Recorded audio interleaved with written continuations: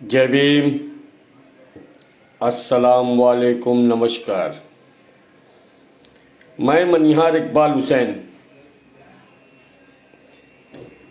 मैं आज अपनी व्यक्तिगत अपनी राय रख रहा हूँ जो मुझे दिख रहा है। शायद बहुत लोगों को मेरी बात बुरी लगेगी और इस पे नाराज भी होते हैं, लेकिन क्या करूँ, आदत है।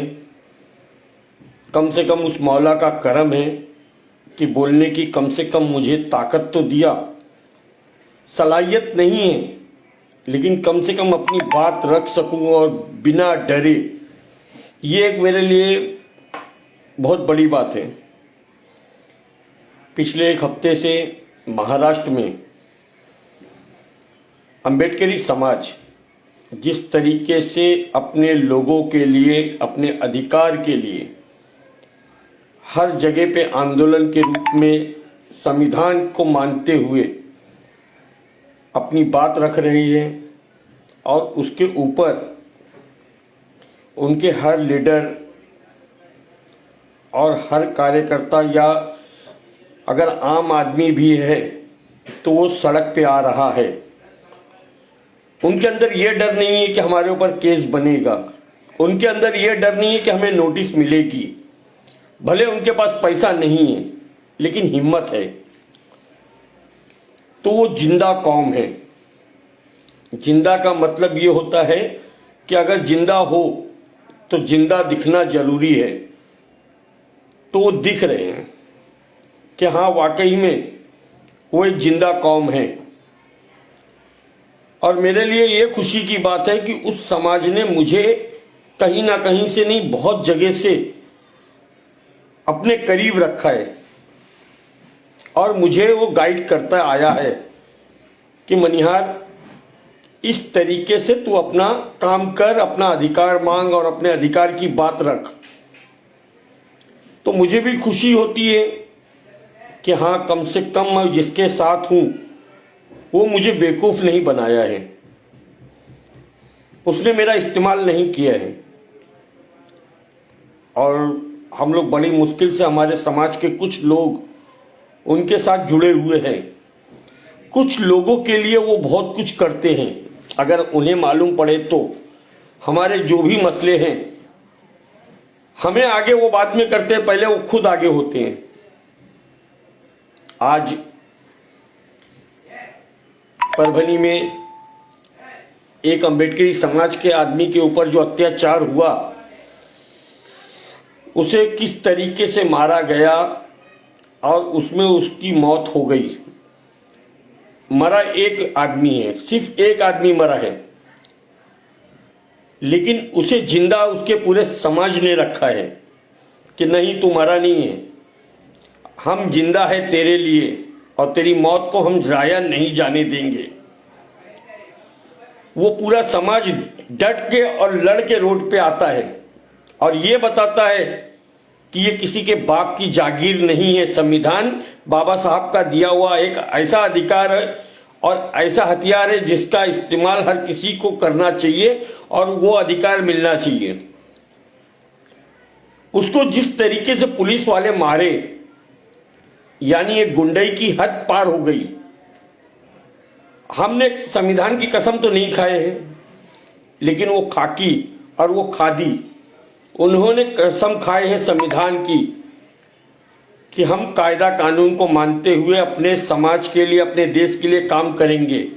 लेकिन न जाने उनके अंदर ऐसी कौन सी मनुवादी सोच, तालिबानी सोच आ जाती है कि जब वो दलित और मुसलमान की बात आती है तो वो उसके ऊपर बेरहमी से हमला करते हैं, मारते भी हैं, उसके ऊपर केस भी बनाते हैं। लेकिन मैं ये सलाम करता हूं उस समाज को कि कम से कम वो अपने समाज के लोगों के लिए रोड पे आता है। वहीं पे एक हमारा समाज में कुछ लोगों के वजह से हमारा समाज मर भी रहा है, मार भी खा रहा है, जेल भी जा रहा है। जो समाज के ठेकेदार है, मैं सिर्फ ठेकेदार की बुराई कर रहा हूं, समाज की नहीं। मैं अपने धर्म की बुराई नहीं कर रहा हूं। अब लोग इसको ट्रांसलेट करेंगे कि इकबाल मनिहार हमेशा अपनी जात के खिलाफ बोलता है। जात मेरी सबसे अच्छी है। हर जात अच्छी होती है। जात पे चलने वाले और चलाने वाले, उनकी मक्कारी से अगर हम बच जाएं तो हमारा मजहब बहुत अच्छा है। जब बात आती है हमारे मुस्लिम समाज पे, तो हमारे ठेकेदार हमको डरा देते हैं कि कायदा कानून हम हाथ में नहीं लेंगे, हम कायदा कानून का पालन करते हैं, हम अमन चैन को मानते हैं, इसीलिए बुज़दिल बन के घर में बैठे रहते हैं। हमने कभी ये बोले कि रोड पे आके अंगार लगाओ? हमने कभी बोले रोड पे आके कुछ करो? लेकिन जो जालिम है उसके खिलाफ अगर तुम नहीं बोलोगे तो जालिम का हौसला बढ़ेगा, वो जालिम और जालिम बनेगा।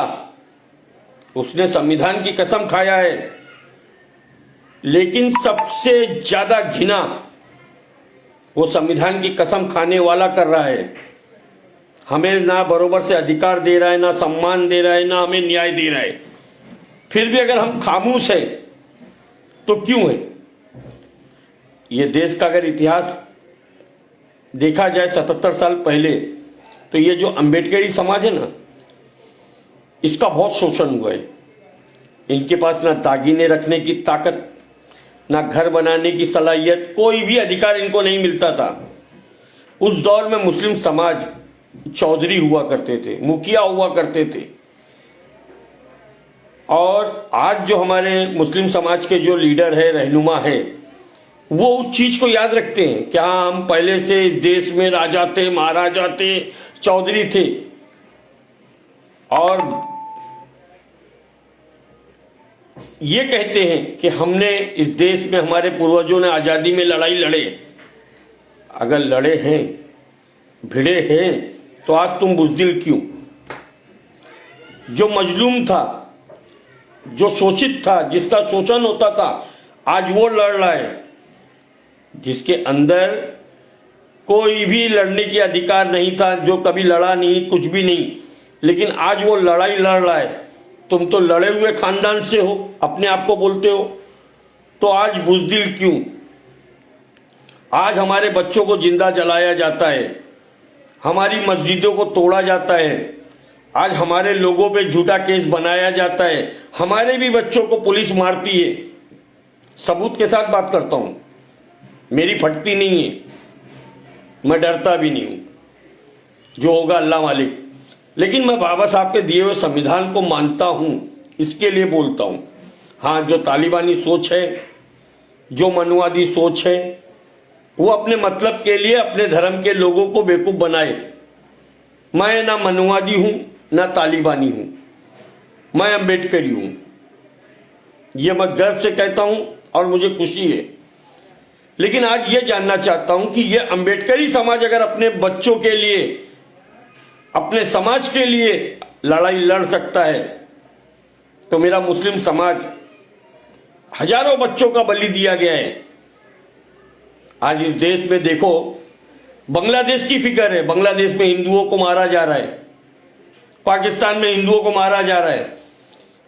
क्या भारत में मुसलमानों को नहीं मारा जा रहा है? क्या भारत में दलितों को नहीं मारा जा रहा है? इसकी फिक्र नहीं है। ये बांग्लादेश पहुंच जा रहे, म्यांमार पहुंच जा रहे, पता नहीं कहां कहां पहुंच जा रहे। लेकिन भारत में जो बाबा साहब ने जो संविधान दिए, वो निरपक्ष है, यानी उसके अंदर कोई जात नहीं है, अधिकार सबका है, न्याय सबका है। क्या सबको देती है सरकार? इस पे बोलने वाला कोई है? हम बड़े से बड़ा जलसा करते हैं, मुशायरा करते हैं, कव्वाली करते हैं, बड़ा सा बड़ा प्रोग्राम करते हैं, तो हमारी पब्लिक उसमें कई हजारों की संख्या में आती है। क्या कभी हम अपने बच्चों के लिए लड़े? कभी हम अपने बच्चों को न्याय दिलाने के लिए रोड पे आए? ये तो मुझे नहीं दिखता है। हाँ, दिखता है अपने सियासत के हुक्म, क्या बोलते हैं, अपने ठेकेदारों की चापलूसी करने के लिए आ जाते हो। कोई संविधान बचाने का बहाना बताता है, कोई अधिकार देने का बहाना बताता है, उसी को रिमाइंडर करते करते लोगों में एडवर्टाइज करने का काम करते हो। लेकिन कभी ये बोले कि आज भी हमारे बच्चे जेल के अंदर हैं बेगुनाह होने के बाद। कई कई साल गुजरने के बाद जब पता चलता है कि ये बेगुनाह है, तो वो बेगुनाह कई साल के बाद पता चलता है, तो उसका नुकसान किस तरीके से भरा जाए, जिस अधिकारी ने फंसाया उस अधिकारी के साथ क्या किया जाए, कभी किसी ने बोला? दुख होता है, तकलीफ होती है। इसलिए बोल रहा हूं कि हम लड़ने वाली कौम आज बुजदिल बन गए, और जिन्हें गुलाम बना के रखा गया था वो लड़ रही है। तो उस समाज को सलाम करता हूं, उनके महापुरुषों को सलाम करता हूं कि उन्होंने अपने समाज को जिंदा रख के गए। और ना जाने हमारे महापुरुषों की कोई जात नहीं होती है, लेकिन एक दुख होता है। कभी कभी मैं याद करता हूं अशफाकुल्ला खां को, वीर अब्दुल हमीद को, खान अब्दुल गफूर खान को, हनीफुद्दीन को, ऐसे कई है। आज इनका इतिहास हमें नहीं मालूम, हमें बताया नहीं जाता है। तब कहा जाता है तस्वीर की पूजा करना गुनाह है, तब उसके ऊपर फतवा निकाल देते हैं। अपने खुद की फोटो किस किस नेता के पास लगा लेते हैं पैरों के नीचे, तब वो नहीं दिखता है, तब उस पर फतवा नहीं लगता है। लेकिन एक अंबेडकर का फोटो लगा लिया मनिहार, तो मनिहार तो ये हो गया, मनिहार वो हो गया। फतवे मत दो, ताकत पैदा करो अपने अंदर। और मैं खुले अल्फाजों में ये कह रहा हूं कि मैं अंबेडकर का गुलाम हूं, उस परिवार का गुलाम हूं जिस परिवार ने मेरे आका सरकार सल्लल्लाहु अलैहि वसल्लम के नामे मुबारक पे जो रोड पे आया है। अगर उस परिवार के लिए, क्योंकि मैं इसको, मेरे को कोई माने या नहीं माने, मुसलमान ये वो, मेरे को कोई फर्क नहीं पड़ता है, लेकिन मैं आशिक हूं अहले बैत का। तो अहले बैत के सरदार है आप सरकार सल्लल्लाहु अलैहि वसल्लम, उनके नामे मुबारक पे ना मैं सियासत करूंगा ना दलाली करूंगा। जिस अंबेडकर समाज ने मोहम्मद पैगंबर बिल पे लब्बैक कहा है, उसके ऊपर अगर निशौर भी हो जाए मेरा परिवार, तो मेरे लिए बहुत खुशी की बात होगी। और मैं सलाम करता हूं ऐसे समाज को जिनके साथ रह के मुझे ये पता चलता है कि मनिहार इकबाल हुसैन तू जिंदा है। तो ऐसे समाज को जिंदाबाद करता हूं, ऐसे समाज की सोच को जिंदाबाद करता हूं कि जिन्होंने अपने अंदर बुज़दिल पैदा नहीं होने दिए। हाँ, कुछ हो सकते हैं उसमें भी जो इधर उधर पलटी मारे, लेकिन जब समाज की बात आती है तो वो एक पटरी पे दिखते हैं। लेकिन हमारे अंदर फिरके, ये आया तो हम नहीं जाएंगे, वो आया तो हम नहीं जाएंगे, इसी में लात खाते जा रहे हैं। ना बरोबर से हमारे एमपी मिल पाए, ना एमएलए बन पाए, ना क्या बोलते आईपीएस बन पाए, आईएएस बन पाए। आज ये मनवादी सरकार इसलिए जीत रही है, इसलिए हम पे हावी हो रही है क्योंकि हम हमारे बच्चों को पढ़ाना नहीं चाहते। जब पढ़ाएंगे नहीं तो अधिकार मांग नहीं सकते हैं। तो इस बात का भी दुख है। और बाद में सब चीज डाल देंगे अल्लाह की मर्जी। बेशक अल्लाह की मर्जी है, लेकिन अल्लाह ने यह नहीं कहा है कि हाथ बांध करके बैठे रहो, आंख बंद करके बैठे रहो, बुराई सुनने के बाद भी चुप रहो। अंबेडकरी समाज गैर मुस्लिम समाज है, लेकिन वो नाहक को नाहक बोलता है जो हमें बोलना चाहिए। वो जालिम को जालिम बोलता है जो हमें बोलना चाहिए। वो जालिम के खिलाफ लड़ता है जो हमें लड़ना चाहिए, जो हमें हमारा दीन सिखा रहा है। आज वो अंबेडकरी समाज लड़ रहा है, तो उस समाज को सलाम। और मैं यही कहूंगा, ऊपर वाले ने जितनी भी ताकत दिया इस मनिहार को, मैं जीवन भर आप लोग का सेवक बन के आप लोग के साथ रहूंगा। मुझे कोई पद, कोई लालच, कुछ नहीं। एहसान है आपका कि आपने मुझे ये कम से कम इस देश में लड़ने के लिए ताकत दी हो। आपके समाज ने बाबा साहब हर जगह पे मेरा साथ दिया है, तो मैं नस्ले हराम नहीं हूं। मेरे लिए इतना भी एहसान बहुत बड़ा एहसान है। और अगर एहसान भूल जाए तो वो मुसलमान भी नहीं।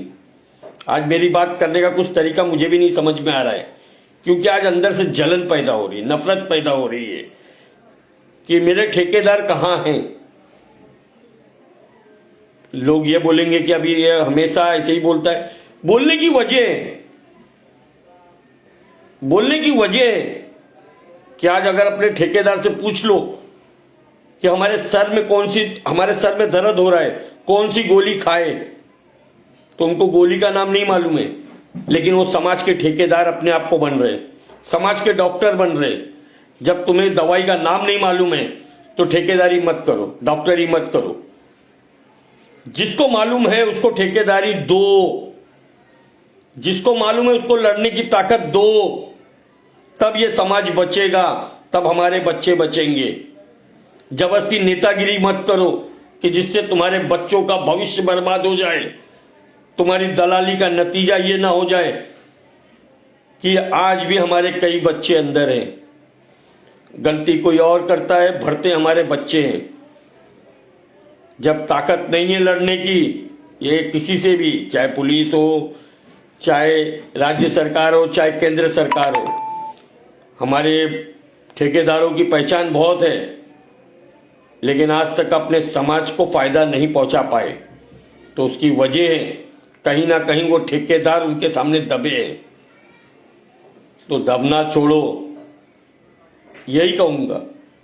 आज मेरी बात करने का मुझे कुछ खुद मेरे को नहीं समझ में आ रहा है कि मैं अपनी बात क्या अंदाज में करूं और क्या करूं, क्योंकि नफरत हो रही है अपने ठेकेदारों से। लेलन का कपड़ा मत पहनो, अपने आप को नेता मत बनाओ। देख लो परभनी में चड्डी और बंडी में भी रोड पे लोग आए थे, फटा पुराना कपड़ा पहन के आए थे, लेकिन वो उस जगह पे कपड़ा दिखाने नहीं आए थे, वो ताकत दिखाने आए थे कि देखो ये हमारी ताकत है कि हम कतरा कतरा समुंदर बना देंगे, और रोड पे आए तो सैलाब मचा देंगे। तो ऐसे बनना सीखो। ड्रेसिंग मारने से या वाहवाही करने से, ढाबा जाने से, बड़ी बड़ी कव्वाली मुशायरा करने से हमारे समाज का कोई उद्धार नहीं होगा। जब तक हम हमारे बच्चों का अधिकार नहीं दिलाएंगे, एजुकेशन पे नहीं, सरकारी नौकरी में नहीं, तो हमें इसी तरीके से धीरे धीरे खत्म किया जाएगा। अपने बच्चों को इतिहास बताओ कि 1950 में हम 5% सरकारी नौकरी में थे, आज 1% भी नहीं है।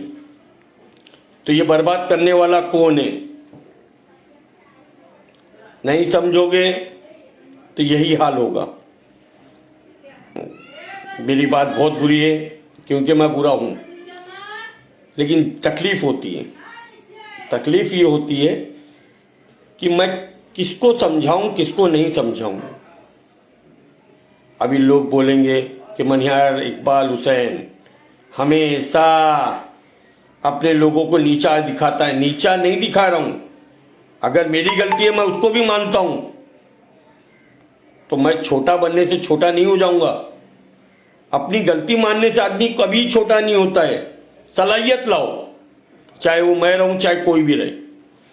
अगर तुम्हारे वजह से तुम्हारी समाज को फायदा नहीं हो सकता है तो जबरदस्ती की नेतागिरी मत करो, जबरदस्ती का अपने आप को कौम का ठेकेदार मत बनाओ। मैं सिर्फ यही कह रहा हूं, जैसी लड़ाई है वैसी पढ़ाई होनी चाहिए। ना दीन मालूम बरोबर, ना दुनिया मालूम बरोबर, और चले हैं ठेकेदारी करने। यह सवाल मैं करता हूं, जिसको मालूम है वो बनो, मैं अपने आप को नहीं बना रहा हूं। लेकिन आने वाला वक्त इससे भी ज्यादा खतरनाक है।